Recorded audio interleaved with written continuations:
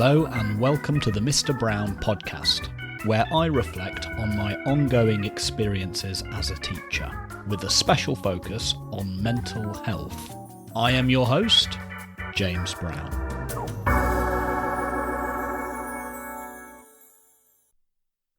Salutations. Okay, listener, are you ready? I'm going to give you a memory test. Everyone likes having a go at these, so prepare yourself. I'm going to read out a list of items. You need to see how many you can remember. Okay, here we go. Apple, plum, nectarine, banana, pear, grapefruit, gorilla, orange, grape, peach, kiwi, and melon. How many of those could you remember? Now, regardless of whether you could remember many or only a few, I bet that you could remember the gorilla. Why? Well, the gorilla is an animal in what is otherwise a long list of fruit, so it sticks out, it's distinctive. And because it sticks out and is distinctive, you are more likely to remember it. This is known as the von Restorff effect. I came across this idea recently in a podcast that I've been listening to called The Human Zoo, and the episode was called News of an Atrocity, The Psychology of Rare Events. And I'll leave a link in the show notes. And since listening to that episode, I've done a bit of research. Well, if Wikipedia can be called research, I've done a bit of research. Wikipedia states that the von Restorff effect, also known as the isolation effect, predicts that when multiple homogeneous stimuli are presented, the stimulus that differs from the rest is more likely to be remembered. The theory was coined by German psychiatrist and paediatrician Hedwig von Restorff, not to be confused with Harry Potter's owl. And there are different theories proposed to explain the von Restorff effect. So one hypothesis suggests that the isolated item or the distinctive item, so for example, a gorilla in a list of fruit, spends a longer amount of time in our working memory compared to the other items on the list and is therefore more likely to be remembered. But it's interesting. It's interesting, and I think this has some intriguing implications for teaching. Now, I've been thinking about this for a while, although I've only recently come across this von Restorff effect. For a while, I've been thinking about it in terms of plot twists. And I think I may even have spoken about this on the podcast before.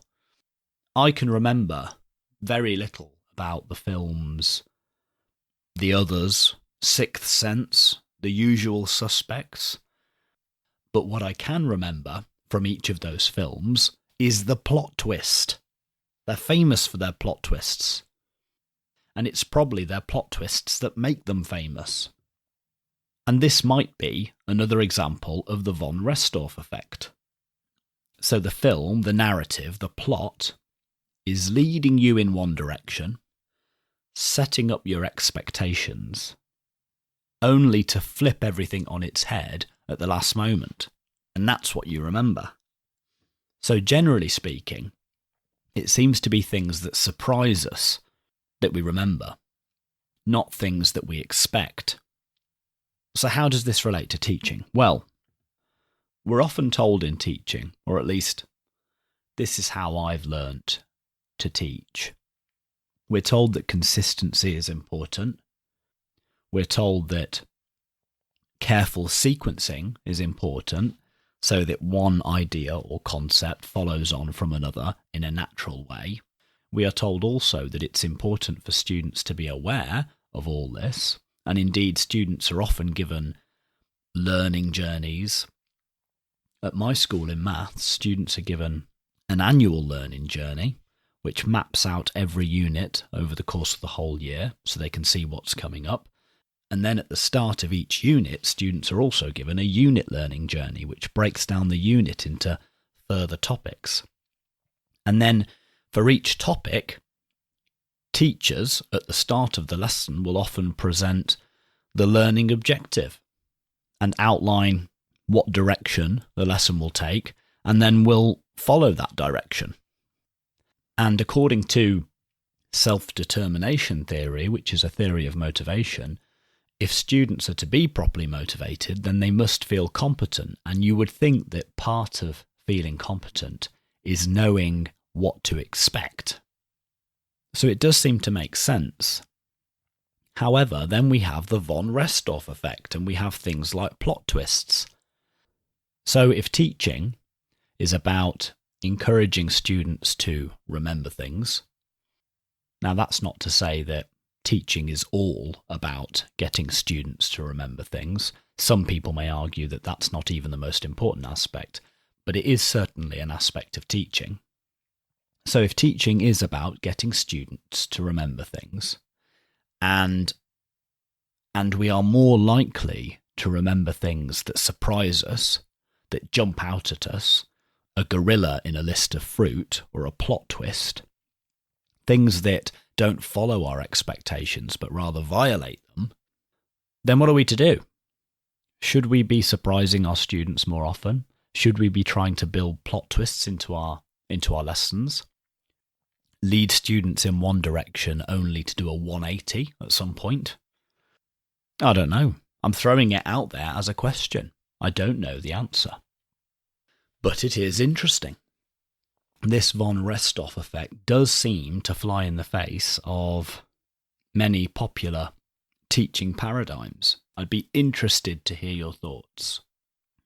Now, the tagline of this podcast, and indeed its predecessor, my PGCE, has been reflections on my journey as a trainee teacher, or an ECT, or now just a teacher, with a special focus on mental health.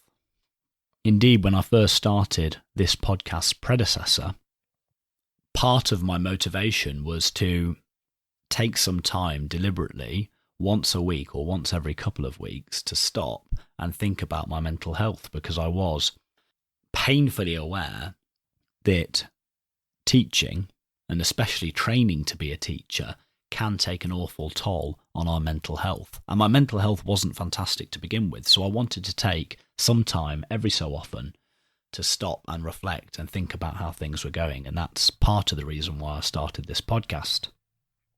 Anyway, it's been a little while since I spoke about anything mental health related, so first, perfectionism.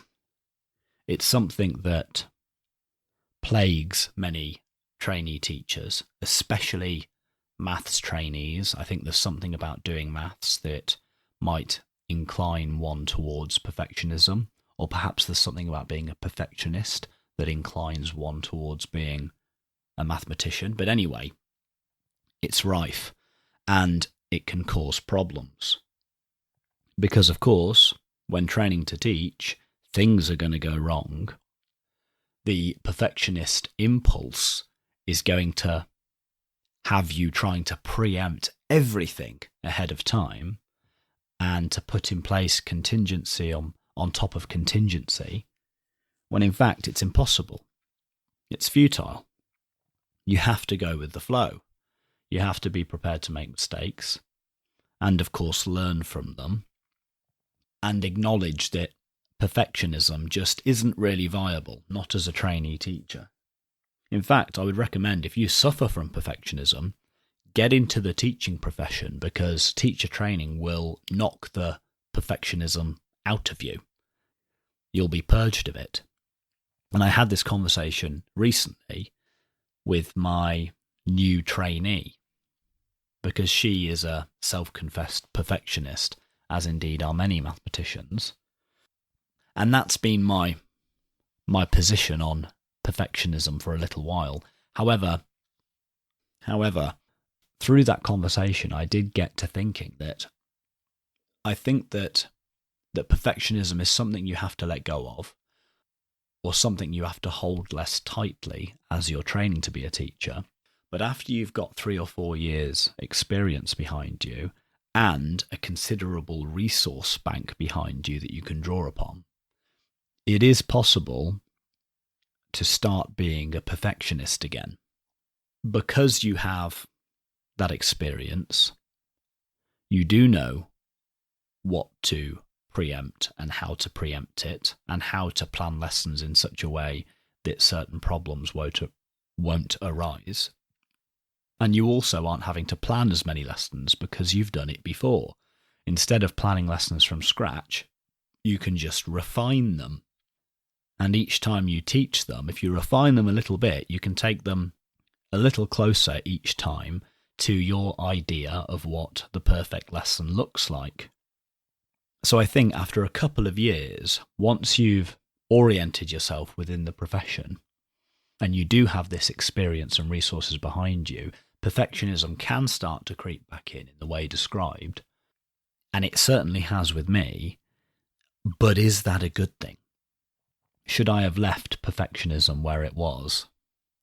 And does the fact that perfectionism has started to creep back in, does that mean that I might be less likely to take on new challenges? Because if I was to take on new challenges and responsibility, then I might have to let go of my perfectionism again. And that might be harder because I've picked it back up. It's interesting. Again, I'd like to hear your thoughts on the topic of mental health and perfectionism in the teaching profession, and especially in teacher training. Okay, only a short one from me today. I'm trying to get back into my running routine, so I have a park run to run off to now. Speaking of mental health, one of the reasons I run is to improve to improve my health generally, but my mental health in particular.